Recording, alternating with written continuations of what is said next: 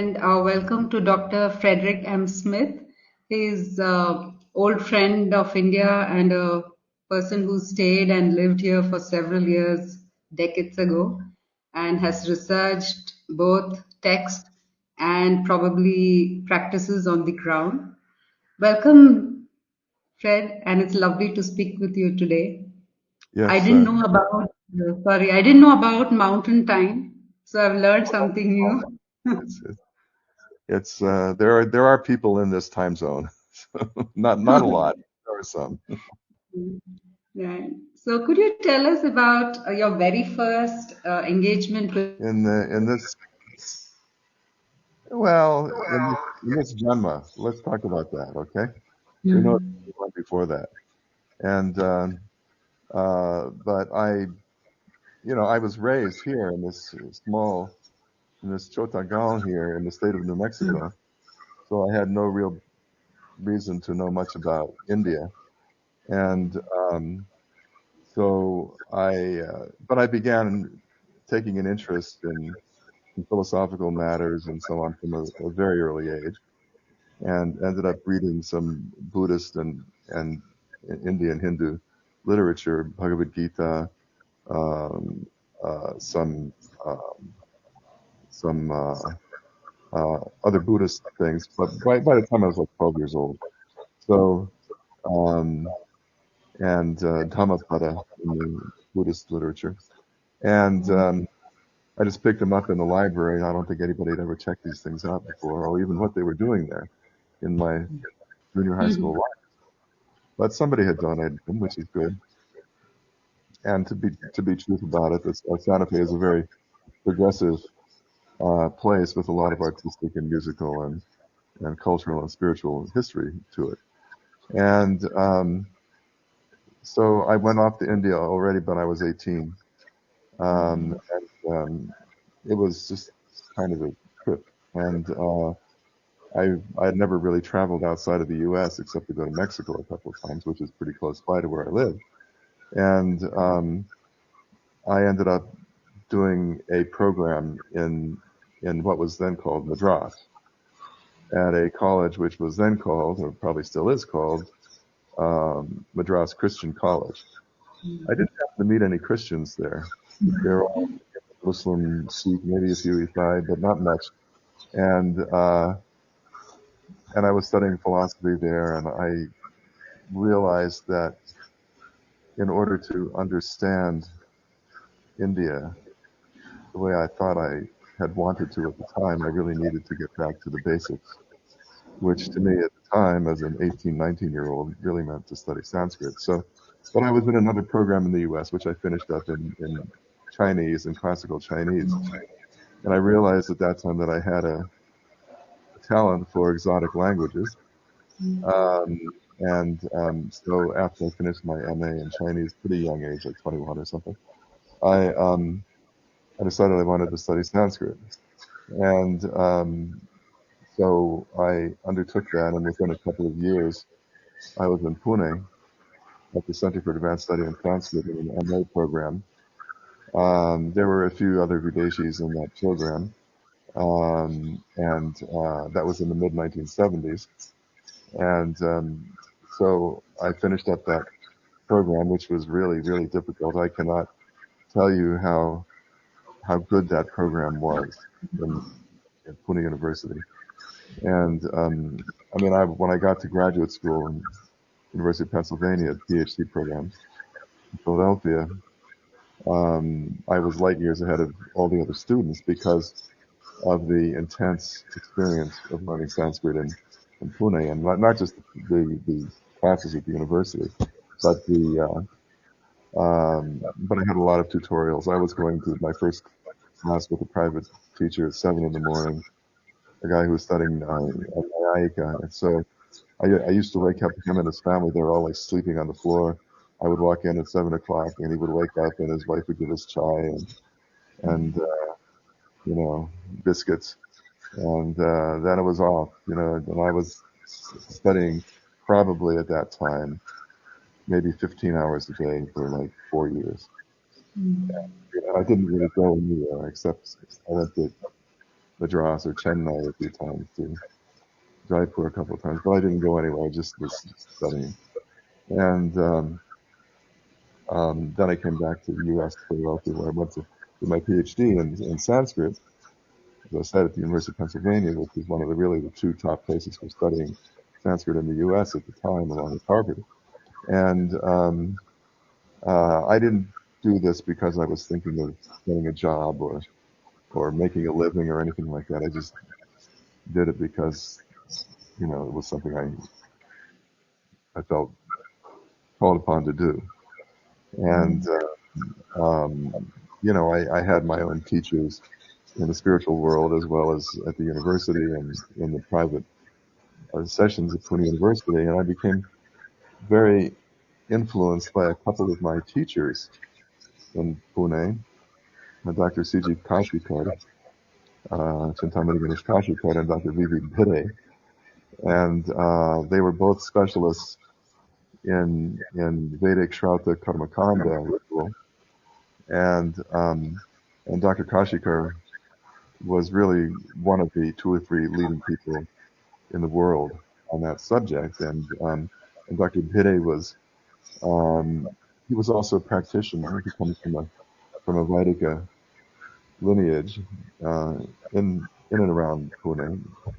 And so I took them on as my special teachers. Unfortunately, Dr. Bhide died young.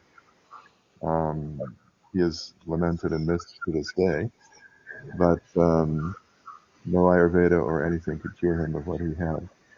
And so they introduced me to people who were in the traditional community of practitioners of Vaidikas, of Shrautans in Maharashtra, Karnataka, and then I got to know some people in Kerala, and I spent a lot of time in Maharashtra and Karnataka in particular, um, um, just doing documentation and Goa on their rituals, on their Vedika performances. And so I did my PhD on a subject related to that at Penn, and and acquired a pretty big documentary collection of photos and audio recordings and so on. Those were the early '80s, mind you, and the equipment was good, but it's not like it is today. So I got to know all the different kind of collections and ritual practitioners in Karnataka, some of them in Andhra and in Kerala, and because hardly anybody who does these things is in India. There were some that I got to know very well. One from Indore and one from Surat in Gujarat, but those are about the only North Indians, right? If you can call that North India, in the whole country who actually performed these things. So my interest, after that they kind of expanded out. Anyway, I became fairly well known for my documentary work, for my writings on Karmakanda, and then my interests began to change, and I was introduced very early on to Ayurveda, as a matter of fact. Practically the first or second month I was in Pune, which was just a very small, lonely place at the time. Um, there was no traffic noise, there was no pollution, there were no plastic bags on the streets. There was, just imagine what India was like. I have the year 1985 as my baseline, as before plastic bag and after plastic bag. So 1985 was the year they introduced the plastic bag on a widespread level, which of course meant, increased the kachra problem, the garbage problem, to an extent that it's never really recovered. But before that, it was pretty clean like that. And so and everything was recycled. But the population was a lot less, and well, we know all of that. But anyway, so I was introduced to Ayurveda early on, because even the first few months I was in India, because my digestion has always been a difficult problem for me, even when I was young. So I ended up going to the Ayurveda college in Pune on somebody's recommendation, even then, maybe in 1973 when I first arrived. And so I got to know some of the people there, and I continued to have positive relations with the people at the Tilak Ayurveda Mahābhārata, including people like Dr. Lad and Dr. Robert Svoboda. He was not doctor at the time, but we became fast friends, and he arrived about a year later in 1974, and which we still are 50 years later. Imagine that. And so my interest in various aspects of India really kind of fanned out into lots of different directions. Most people, I should say this, who study like Sanskrit on a scholarly level, Videshis, non-Indians, they go there, they read a text with a pundit, they sit in a library, then they go back and do their lives in the U.S. or Europe or Japan or wherever it is. But what I did was different, because India was a place to live for me. It was, I wanted to learn the languages. I wanted to get into the culture in a deep way without compromising what my main purposes were.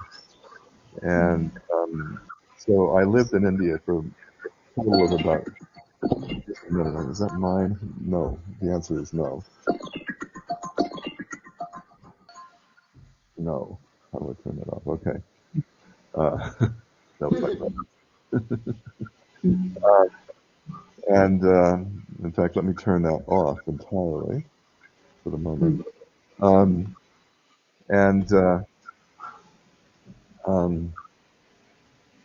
So to me, India was a place to live. It was a place to be. It was a whole world that was in every way interesting to me. And on and off, I've been in India for about 20 years, and including I have a house now up with Dr. Svoboda up in the Himalaya, about half an hour upriver towards Gangotri, up a mountainside from Uttarakhand in the state of Uttarakhand. And so it's so India's been a life. It's been and I'm still. Oh, no, I said no. How can I turn it off here?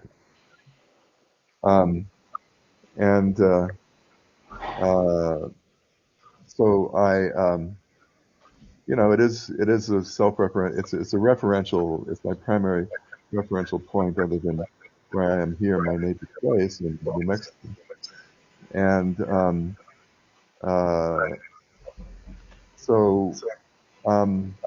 I spent my life in obviously I had my career at the University of Iowa, in Iowa City, Iowa, about 17 or 1800 kilometers from where I am now.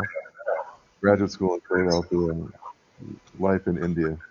And I've lived in a lot of different places in India, including in Chennai, where I was for a few years, and Pune, where I was for many years, and Braj, where I studied with some other bhakti pundits and scholars, and now I have my house up in the Himalayas, so,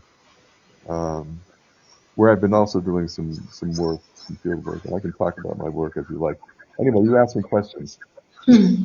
Yeah, you started pretty early. You say you read books at the age of 12, and also I was reading your book about possession, Fred, and even there you hinted that this book was always there inside you. So, how is this sense of what you talk about of personhood and self? Where is the origin of all this for somebody who's not born here but elsewhere. So how do these ideas become yours, and how do you own them? Is there some, especially in the book on possession, we're talking about an external divinity coming and residing within us or controlling. So, how much of this influenced you? Did you have a personal experience of this? Well, as far as personal experience, I've had my own personal experiences. I don't much like to talk about my own personal experiences so much as say that there's a lot of explanations for what um, I wrote about, and in that book, of course, a lot of it is formal kind of academic, Sanskritic, discursive writing and text. Um, if you look at it from the like the traditional Indian point of view on that, um, and compare that with what we're taught in our educations now, um, the we're taught that we have a single, indivisible, autonomous self. That, I mean, if we look at ourselves in the mirror, we see just one person. Unless we're really in some kind of a schizophrenic state, we don't see two or three or 100 people. We see one person, and yet, and I used to ask my students sometimes. I would teach them courses in the history of yoga, that kind of thing. I would ask them at some point in the course, just close your eyes and just relax and just quiet the mind and just sit there for a minute and tell me how many thoughts come into your mind during that time. So the answers ranged from none, which I didn't believe, to Hmm. 100,000, which I did believe. And so when we conceive of ourselves as individuals, what we're doing is we're reducing to a presentable form, you know, hundreds or thousands of parts, and these parts could consist of different kinds of habits or vasanas that we've built up from samskaras in past lives or even present life, or things we've read, things we've seen, relationships, trauma. Trauma's a big one.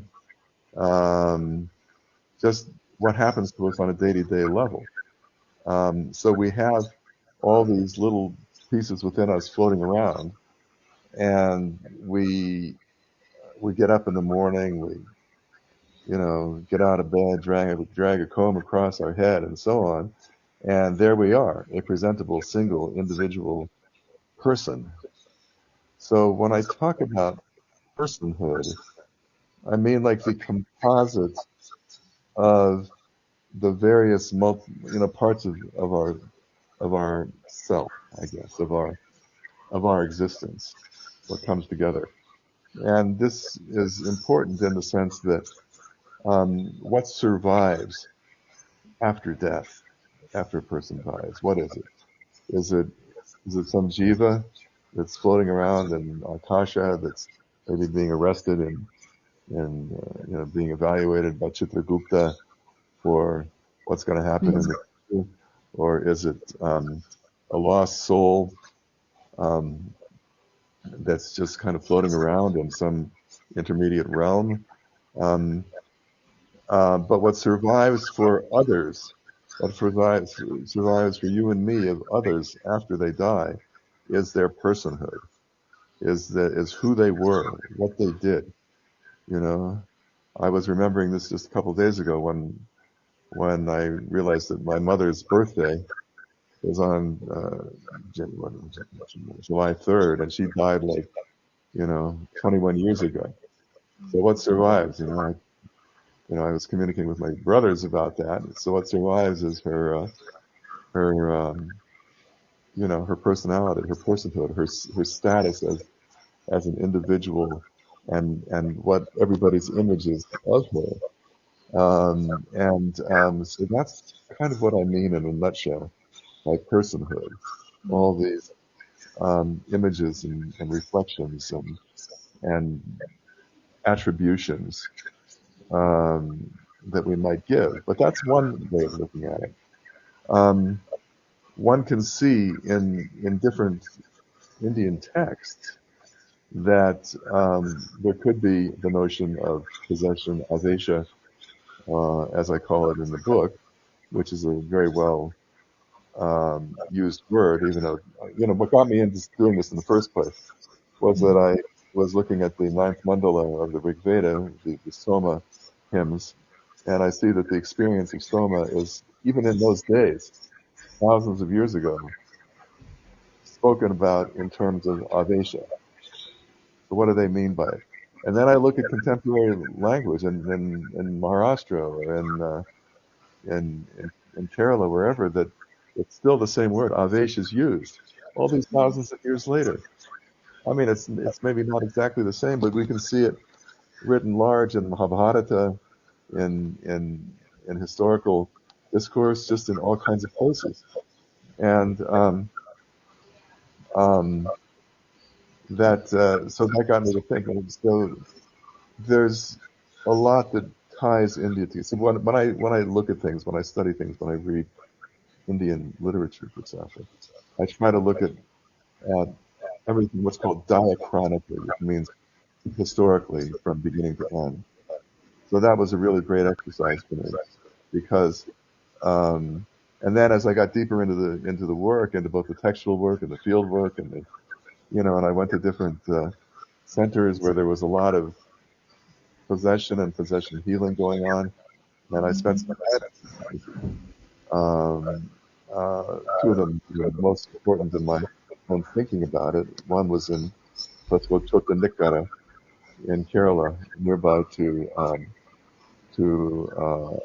Tripunettra, which not too far from Ernakulam, about 35 kilometers from Ernakulam. And um, the other place is the major center in North India, which is at a campus called Balaji. Balaji in North India does not mean Sri Venkateshwara like you have in the South. But Balaji in North India is the child of Hanuman, Bala Hanuman, known as Balaji in North India. And there's this very big Balaji temple about halfway between Jaipur and Agra in Rajasthan, just a few kilometers off the main road, where I did spend some time. And I mean, being I don't recommend it unless you really need to go there, which thousands of people do every day. But like, digging into the into the dark psychic closet, that you got stuff stored away and nobody ever to know, you know. But it's a place where all kinds of behavior is is sanctioned.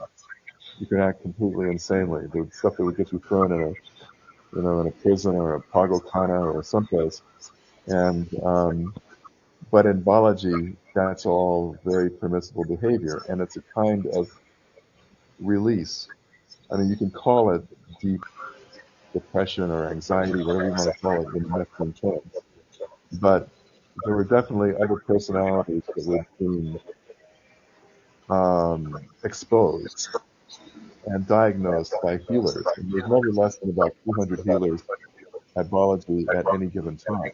They come from all over North India, from villages. They're not, they're not trained doctors, but they're ojhas or bhagats, as they call them in North India. But they would come there for a week every month, and their clients would go there, and it would be really interesting. I mean, so I saw a lot of that. And then I looked into the Ayurvedic material and saw that how Unmada, or madness, literally, was one of the main causes of it was possession, was So I devised these two forms of possession, positive and negative. And positive would be oracular possession, which you see very, very openly around the parts of the Himalaya where I spend time now, in Garhwal, and Kumaon also, but at least in Garhwal and Himachal Pradesh, those places. And in fact, almost everywhere in India you can find it. But then you have the negative disease-producing possession, different from the positive oracular type of possession that you see in public performances and so on. So the disease-producing possession, I saw a lot of that at Balaji. I saw people walking who were obviously, they'd gone from doctor to doctor, from healer to healer, from um, from saint to saint, and they end up at Balaji as a last resort healing center. And there they will connect up with one of the many healers who's always in residence there. I mean, there's a floating group of healers, as I've said, but there's never less than a couple of hundred there at any time. They rent out these rooms where they have their seances, their trance performance sessions, in order to bring out these um, uh, experiences, these deep parts of people's personalities that they then identify usually as somebody who has died an unnatural death, a kalamrityu, a family death, or a member of the family who didn't get proper funeral. This is what their common thing. And I found this also in Kerala, amongst the Mantravadins that I interviewed there, not just Rajasthan and North India, but all the way down in Kerala and in Tamil Nadu as well. But but there was, I followed a couple of cases for months from beginning to end, and uh, and I could see gradually, whether you want to call it the way that the Bhagat then about releasing the stressful situation in the individuals, or if you want to call it uh, psychoanalysis, indigenous psychoanalysis, if you want to use that term. Um, but whatever it was, there was a friend of mine who was studying this a bit with me. Unfortunately, he died a couple of years ago. He was a psychiatrist from Finland, and he had an active psychoanalytic practice in both Helsinki and in Paris. And I asked him, I said, Auntie, why do you study this stuff? Why do you keep coming back to this really scary place? You have this nice quiet life in Helsinki and Paris. What's going on in this place? And he said, because they can do stuff here in a weekend that I can't do in 25 years of psychoanalysis. I said, what's that? And we discussed this. So what's the first thing? What's the first layer that gets peeled off in any kind of a healing situation like that? And that is guilt. That's why all therapy in India, in its traditional manner, is family therapy. They will not even let you in the door in Balaji unless you have family members with you. Because the notion is that if one person in family is suffering from some like Bhutabad, Bhutabhaja like that, then everybody in the family has it to some extent or another. So, and the entire family situation is afflicted terribly by it. But once you can locate the individual who is primarily afflicted or possessed, as they call it, once that person has because India's a poor country on the whole, in spite of being in wealthy cities like Bangalore or Pune, and and people are expected to hold up their weight. They're expected to do what they can to make a living. And the people that came to Balaji were mostly from the villages. in the outlying districts in Uttar Pradesh and, Rajasthan, Haryana, like that. And so there was a lot of pressure on them, to act like a real family member. You have to do it. India has a family ethic anyway, but you don't see too much in the West. And so there's a huge amount of guilt on these people for being unable, for having some kind of disability. You might want to call it a mental illness or a psychological condition, or even a physical illness that has mental or psychological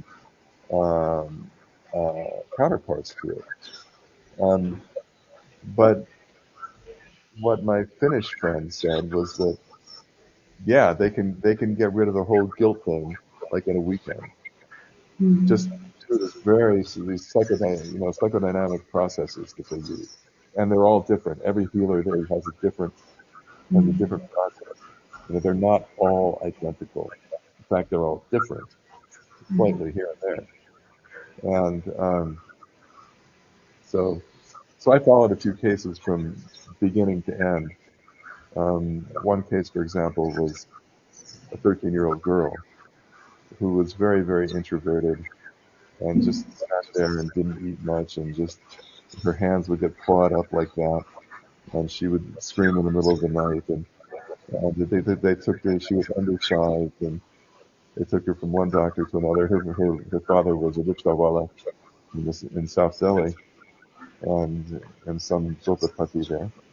And the mother was afraid even to leave the house because um, I was afraid that the house would just get robbed if she left even for 10 minutes. Or somebody had to be there, the auntie or the mother, somebody had to be home at all times.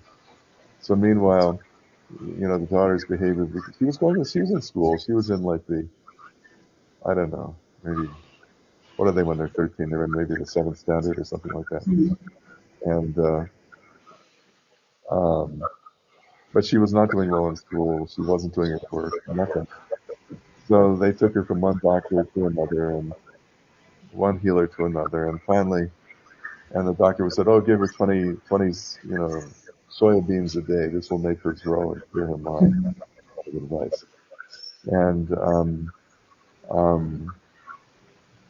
but, somebody suggested that they take her to this one, bhagat in a place called Hapur, about 50 kilometers, east of Delhi. And then the Bhagatji from Hapur then told them they should go once a week, because he would once a month to Balaji, because he would go there once a month to Balaji and stay there for a week. And where the healing power of Balaji, of the Bala Hanuman, was very powerful. I can't even begin to explain to you the paradigm of healing of Balaji, but it has to do with the entire vocabulary of the Mughal court system, even in the early days of the British, or even before pre-British times. So there would be an adalat, there would be the court of Hanuman, and there would be, and the methodology that went on throughout all of the healers that linked them. And this is what it took me a long time to discover this. But what linked them, even if their methodologies were very, very different from each other, was that there were these actual identifiable spirits, jivas, who were homeless after they died, and they were looking for individuals on whom to attach themselves. I never ever heard a word like evil spirit, ever, not once. They are not considered like that at all, but simply wayward souls after they die. So what happens to these wayward souls after they die?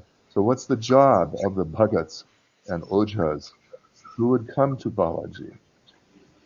Their job was to identify these wayward souls and convert them through their own psychoanalytic strategies into the Fauj, into the army, the foot soldiers of Hanuman. Okay, in other words, to turn these wayward souls into good spirits so that they can move on into their next janmas, progress in that way. So it was a really complicated kind of um, uh, uh, image there. But you know, and it's and not everybody who goes to to Balaji understands what's going on there. I understood it because it was explained to me on many occasions, and I was there, you know, long enough, so I got what they were doing. But for example, in the place that I particularly was studying there, the Ojha, or the Bhagaji. Bhagaji had an assistant, a woman named Meena. Meena must have been in her mid-40s, and she'd lived a really difficult life. Her husband was a gangster and was murdered. Her daughter fell out of a tree and died, and she went insane and was wandering around the streets in that town of Hopwood, and you know, kind of as a dirty beggar. And then she was rescued by Bhagaji, and she became his assistant. And she had this ability, as it turned out, that she could take on a temporary basis the spirits that were inhabiting other people. She could take them on through a method. I didn't want to talk about that. The methods that would go on for maybe 10 minutes, 15 minutes, half an hour, an hour. But it was not her karma to hold on to these spirits, but she had to give it back at the end. So while that spirit then was with Meena, then Bhagaji would psychoanalyze that spirit. Who are you? Tell me who you are. You don't identify yourself now. You're going to be condemned for 100 lifetimes to the deepest, darkest hell world that there is. Identify yourself and why you're here and what happened. Why are you bothering this family? Imagine that in your psychiatrist's office. And no licensing for that technique. So almost always something would come out, and the person would return, and then because of this very dramatic process, then the family that would also be there would understand it's not his fault, it's not his fault. And then you're already halfway to a cure. You're already halfway home on that. So after like a few months of maybe coming for 1 week every month, there would be a pretty astonishing rate of, you know, of healings of these conditions. And the whole notion was to turn this negatively charged spirit into part of Hanuman's army. That was the overall image.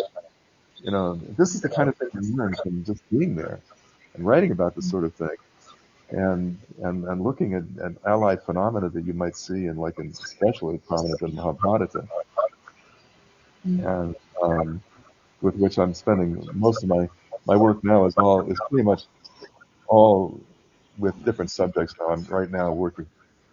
I'm translating the part of the unabridged Mahābhārata, and I'm in fact presiding over. I'm the chief editor of a major international initiative to complete the translation of unabridged Mahābhārata. It began at the University of Chicago more than 50 years ago, but now been by Primus Books in Delhi. Thank God for my wonderful editor there, Bholanat Verma. And but that's one thing that I'm spending a lot of time on now. But what got me really deeply into Mahābhārata studies, and Mahābhārata has everything in it. You just gotta read it every time. And appreciate that. and was looking at a lot of this stuff on possession. And so you can see it in famous parts of Mahābhārata, like the story of Nala and Damayanti, and uh, where Nala is possessed by the spirit of Kali, of the Kali Yuga, and many other places, uh, uh, like the Vidura. All of them had their own special extra human part of their personality. Um, and but anyway, so as far as possession is concerned, what I discovered as far as the other half of the story, the oracular possession, the positive possession, is that you can see it in festivals everywhere. You can see it like in pilgrimage, like I've done this pilgrimage up to Gangotri Mandir, from the place where Ganga Devi is housed in the winter. It's not that much lower. You still got a few meters of snow. Place called Mukta on the Bhagirathi, about 25 kilometers below Gangotri. But there's people who accompany that 25-kilometer pilgrimage, including me on many occasions, from one to the other, it goes from Mukha to Gangotri on Akshaya Tritiya, beginning of May every year, and returns back to Mukha on Diwali. So it's there about half the year. But people will get into these states of possession and get into these ecstatic states, and sometimes they'll become oracular. And it's a very highly developed practice of oracular possession up in the Himalaya. Every devata, and nearby my house, we're just near a small village called Sangrali above Uttarkashi, where there's a devata called Kandad devata, who supposedly is the owner of the Uttarkashi Valley, which could be. It's ownership. Devatas own places, like like there must be some writ. It says that Kandada Devata owns the Ganga, owns Gangotri town, that kind of thing. Or Govinda Dev in Rajasthan is the owner of Jaipur, right? And Govinda Dev, you may think this is like giving agency to the Devata. It's half the role of India. So the Devata has its own agency, its own power, its own legal right as a person. So these devatas have their own personhood. So what happens up in the Himalaya is that there are all these small scale pilgrimages, which once I entertained an idea of studying, but I realized it would take me a team of about 50 people, about 10 lifetimes just to study. And then what's going to happen, Kali Yuga will be over, and then what? The Pralaya. So, but I did look into a few, and so the Devata is taken like the faith of the Devata is taken and tied into a dolly, into a palanquin, into a palki, and taken around to different villages. And there's always an oracle there along with it. And people will know that the Devata is in their village for a couple of days. And so people will come and ask questions. They don't want questions like, tell me about the nature of yourself, or what's the proper method of devotion. Forget it. That's not what people want to know. They want to know what happened to my son who went to Bombay 2 years ago. I haven't heard from him. Is my daughter going to pass the examination? Is my granddaughter going to find a good husband? That's the sort of thing they want to know, right? There's nothing wrong with that. There's nothing low or unspiritual or anything, any of this. This is what people These are people's lives, and they're common people. They're not all, they're not all like university graduates. Although the university graduates ask the same question. I mean, there was a guy there from in some village up way above between Rudraprayag uh, and Kedarnath, where I spent a good deal of time looking at all this stuff also. And he was a wealthy businessman from that village, but he lived in Dubai, and he would come back for the festival called the Pond of Leela every couple of years when it was being performed, and he would ask the devatas the same questions, you know. And he was a good bhakta and sadhaka, but when the devata came to town, he wants to know, is my daughter going to pass the exam and so on. And there was obviously one example of something that I did see, and I recorded it. It was nearby to Sangrali, the town that's next to where my place is. The devata, some from Sangrali, came down into the town below, and people were coming to question the devata, and one person said, it's been nothing but bad luck in my house for months, and I don't know the reason for it. A cow was dying. My daughter was sick for several months. What's going on? And neither the devata nor the oracle, because it would be this conversation between the devata, who would communicate in its own way, to the oracle, who would then ask questions of the client. So there was this communication network that I really was amazed to discover. And the client would then say something, the oracle would translate it in its own language.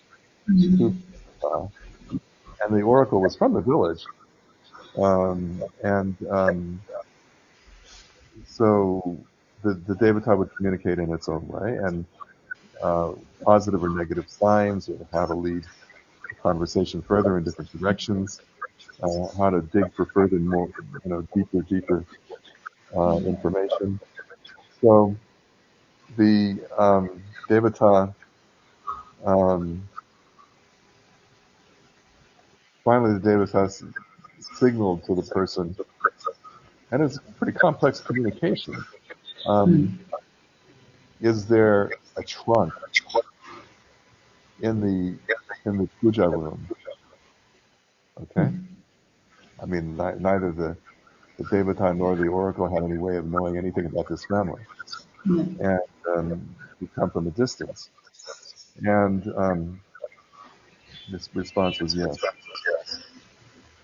Then look in that, and then, has there been anybody in your house in the last several months that you didn't know? No, I don't think so, he said. And the oracle, the devata, no, there has to have been. So they kept pressing on this point. Finally, they realized that somebody, that one of their relations, had brought a couple of people they didn't know into the house maybe half a year earlier, and the woman had just forgotten about that. Did they look into your puja room? I don't know. Did they look into this trunk in your puja room? I don't know. Go and check and come back and tell me if you find something there that shouldn't be there. So she went and came back about an hour later and said, yes, there's a whole large lock of hair in there. How did it get there? I don't know. I didn't put it there. Who knows? No. Take it out, put some mantras on it, and put it into the Ganga. Okay? That's the kind of detail that Precise kind of. they get into in these sessions. I mean, this is what I mean by oracular possession.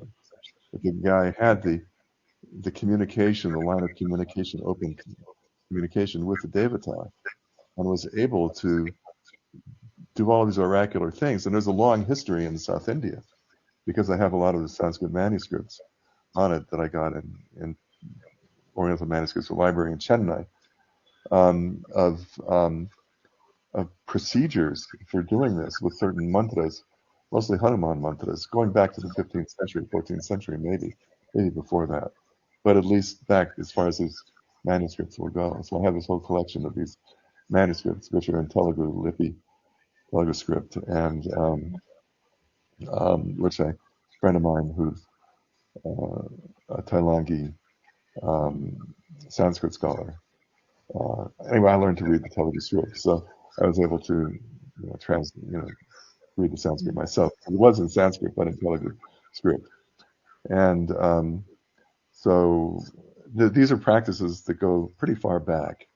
They're not just limited um, to contemporary, you know, Devata culture in Himalaya or elsewhere, but you find these things in other places, um, including in Maharashtra, where I lived for a long time. Yeah.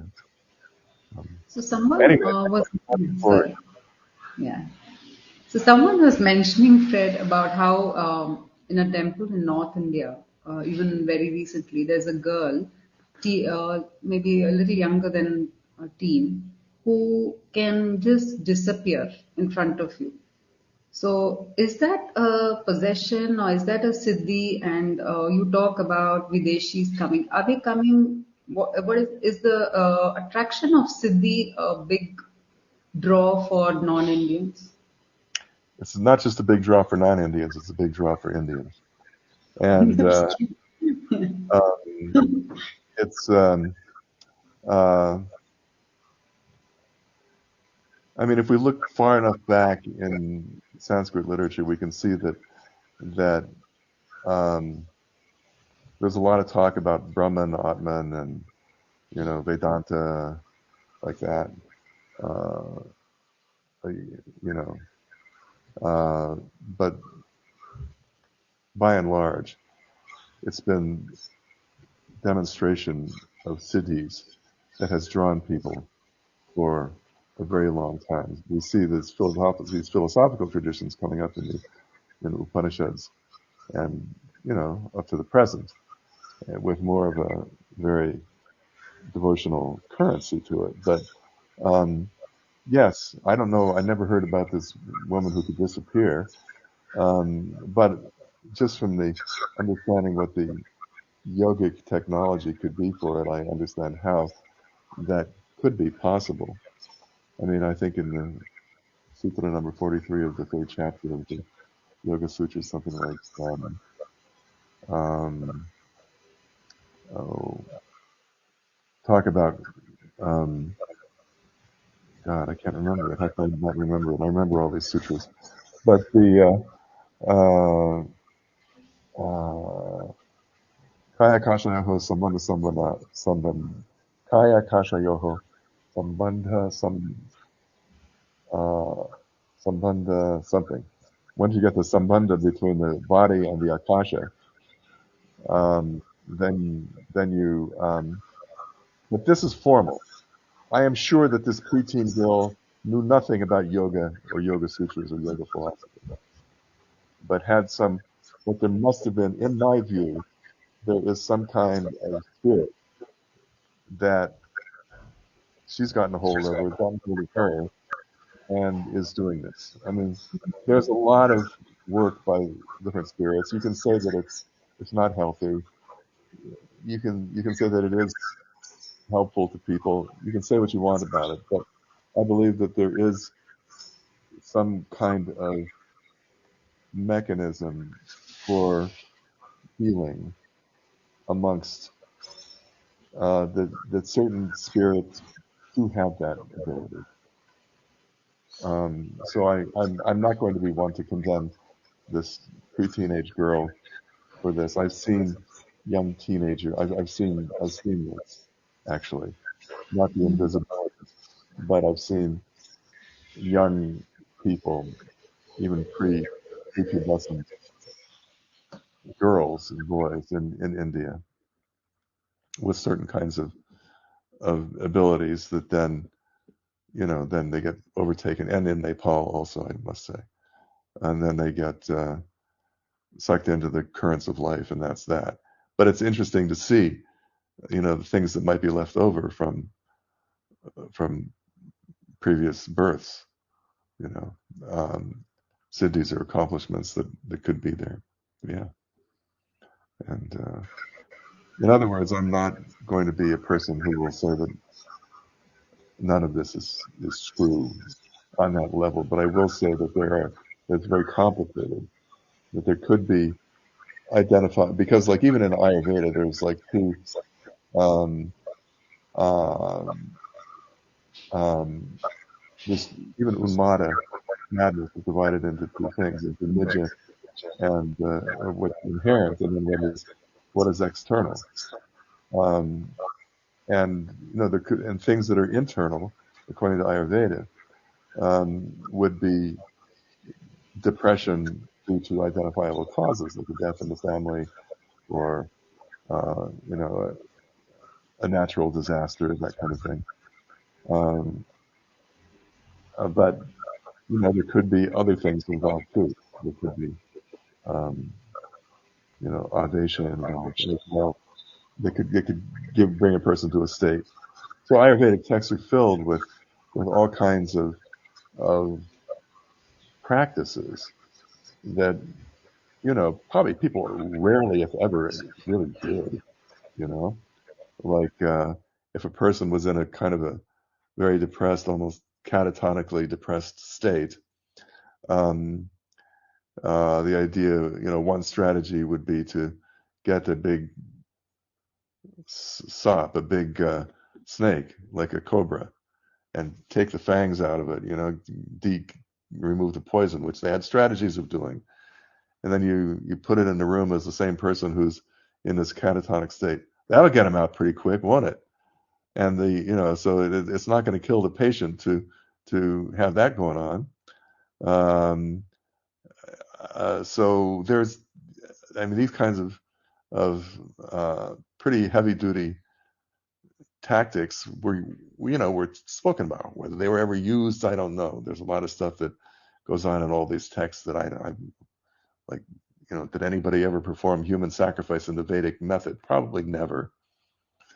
Probably the whole thing was supposed to be, an analogy for something else. But anyway, so these, but yes, I do think that there were,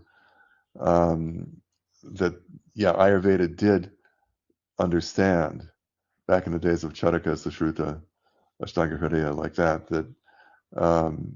that there were internal causes of things and there were external causes of things. And I've asked a lot of Vaidyas from Kerala to Maharashtra, and um, how do you diagnose this? And some will say, well, there's certain ways that you can tell through pulse diagnosis. Um, um, but pulse diagnosis really wasn't introduced into India until about the 16th century. It wasn't there. You won't find any reference to pulse diagnosis in the early Ayurvedic texts. It was introduced pretty late on, but still, that's what they said, is that you can diagnose it that way, and um, otherwise through other traditional diagnosis, diagnostic practices. Um, but that's just one thing. But, what I'm saying is that there's a currency. And what I will say what I wanted to say a bit ago was that we have all this Vedanta, all this Brahmanatman Sambandha, and but in my experience, the most common kind, which I do discuss in the book, the most prevalent form of spiritual expression that I've seen in India um, is self-identifying with the deity, self-identification with the deity, with usually they're goddesses or Hanuman. Rarely will you see something like Krishna or Shiva, but local devatas, um, and where you have this whole huge number of these goddesses in the Himalaya, or these different devatas in southern Maharashtra, um, like Kandoba, Vitoba, Maskoba, all these different deities there. Then you'll find, and especially during times of festivals, um, like for example, at the big festival I've attended many times, in a place called Jejuri. Have you heard of Jejuri? Jejuri is about 20 kilometers from Pune, maybe further than that. But it's this old Maratha fort, and Kandoba is the name of the devata there. And they have this festival there on every Somavati Amavasya, every time that the new moon falls on a Monday. And tens of thousands, maybe lakhs of people will come from all over the area. And there will be, the air is filled with haldi and kumkum and coconut, and I mean it's a major amazing time and a joyous time. But you have all these people that get into these ecstatic states of having taken on the actual essence, as they would all say, of Kandoba, the devata in that place, and people will come to them and ask them questions, about their life, and they're just this kind of sudden, this impromptu kinds of oracular, settings will come up all over the whole temple grounds, which is pretty big, and so these things happen on local levels. I would say more than like let's say Kashi Vishwanath or Balaji at Tirupati, place I've been about 50 times, and I've never seen that kind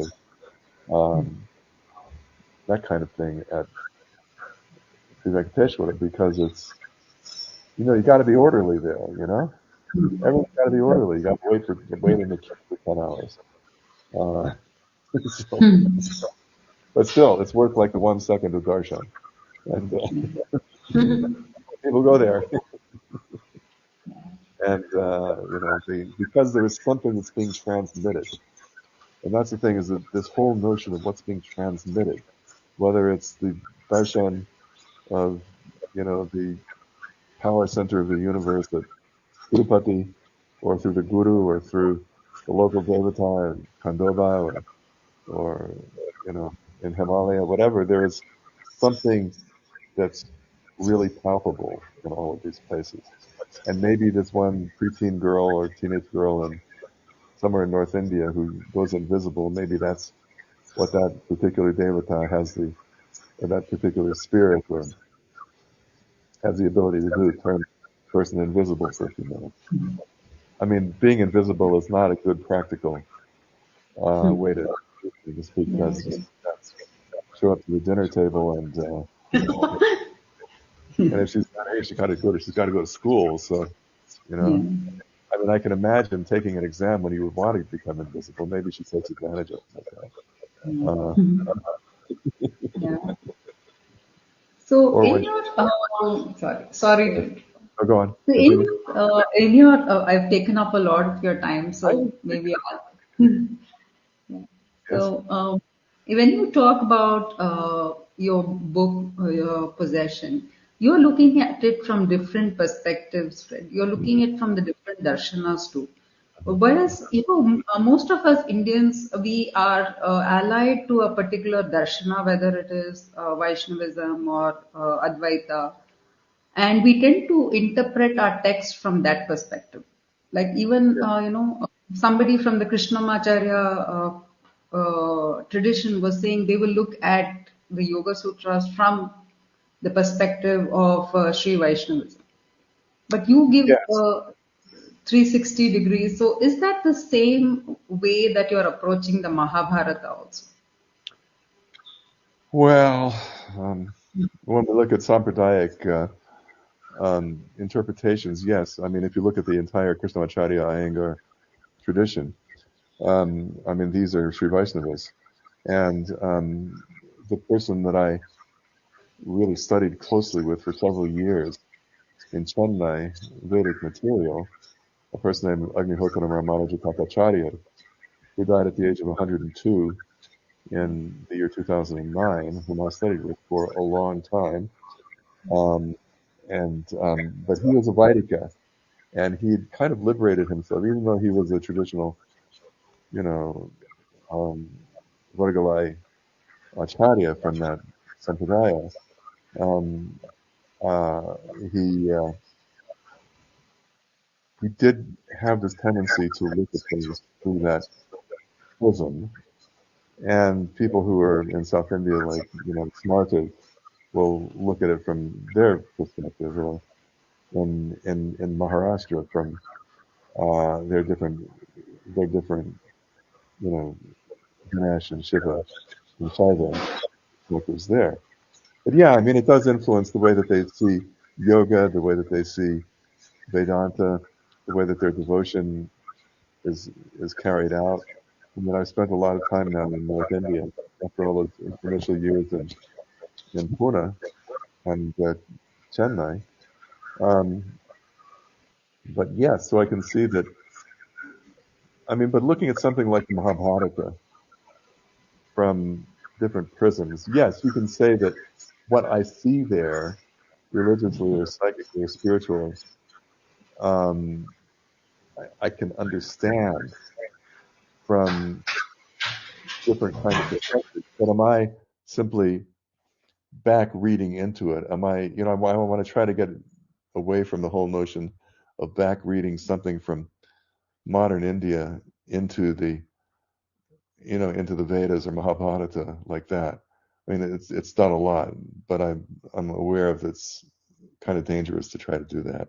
Um, and but yes, I don't try to look at the Mahābhārata through any kind of sampradaic or bhakti perspectives. I mean, one thing I should mention that I've been doing over the last more than 25 years is I've been reading seriously the work of Vallabhācārya from the Puṣṭi Mārga, the founder of the Shuddha school of Vaishnava devotion, who lived between about 1479 and 1531. And but I've been translating a lot of his Sanskrit work and a lot of the Sanskrit from the commentaries on his work. So I've really kind of inculcated that way of seeing, and you can say that the way that Vallabhācārya or Sri Chaitanya or Shankaracharya or Ramanuja, the way any of them will see and interpret the words of Upanishads or Bhagavad Gita will be unique. And obviously, I tend to, since I've studied all of these things, if I look at the Gita, which is part of the Mahabharata, and try to understand it, then it does come to me how these different people have interpreted these statements. Yeah, sure. I mean, I see that. I try to keep it out of my own translations and writing about it, unless I'm writing specifically about that. Yeah, yeah. Thank you so much, Fred. I don't think we have covered maybe even a drop of your experience or knowledge. But this is just a jhalak of Ah, what a life you have lived. I am available if you need more satsang like this. Yeah, I would love to do a series, maybe at least a couple more. Sure, just let me know. Yeah, thank you for Okay, number one, episode okay. number one. I will Yeah. look at your uh, websites. Sorry, I Fred? will look at the website. I'll send you a link. Thank Yeah. you. Okay. Thank All you right. so much. Such a pleasure. Okay. Namaskar. It was a great pleasure to talk to you. Okay. Thank you. Thank you. Bye Okay. bye.